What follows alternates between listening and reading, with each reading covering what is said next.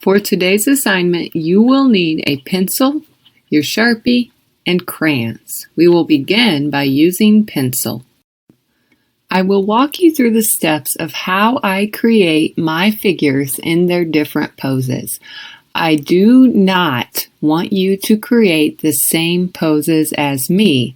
Rather, use this video as a guide for the process I use, and then create your own figures with different poses. So you will be drawing in the same style, but you will be creating different poses than I create. Let's get started. To begin your figure, start off in the middle of your paper and leave room on the sides so you can add more figures later. You will begin by drawing a circle shape for the head, but leave the bottom of the circle open to be where the neck would go. Next, you're going to decide how you want to pose the first arm. It can be up or down or to the side. It can also have a bend in it, similar to mine, but remember you're thinking of a different pose than what I'm drawing here. So think of the shape you want your arm to be in and draw a line to represent that shape. Then leave a good sized space and copycat that line. So it should be the same shape as the line before it, but with a space between it. Add a hand by drawing an oval shape and connecting those two lines together.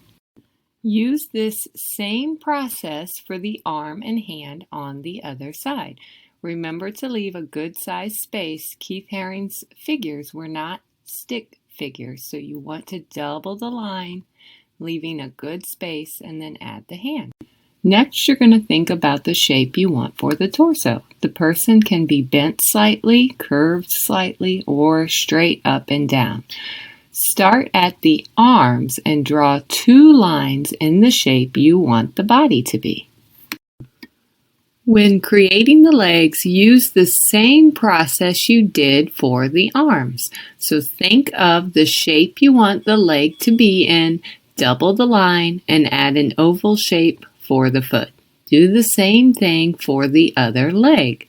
Make sure all lines are attached to each other and your figure is complete. Use this same process to create at least two more figures showing a movement pose on your paper. So you should have 3 total. Your next 2 figures can have the same pose like mine do, which adds a little bit of rhythm to your art, or you can do your figures with all 3 different poses.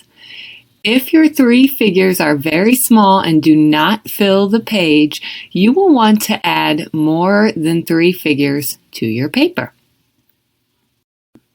When you have completed your figures, use your black Sharpie to trace over all of your pencil lines.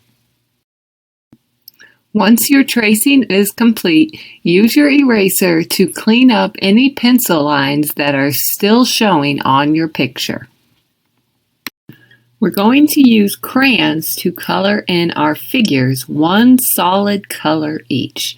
You can make your figures all 3 different solid colors, or you may use a color more than once.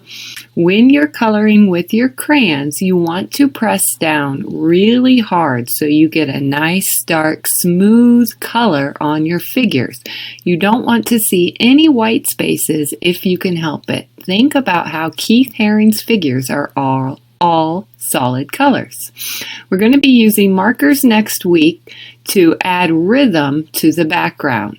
That's why we chose crayons for our figures. If you accidentally bump into your figure with your water-based marker, the crayon will push that color off, so your figures will still stand out in your work. Remember to do your best, fill in all the white space peekaboos, and stay inside the lines. Once you have completed all these steps, take a photograph of your progress so far and submit it to Canvas.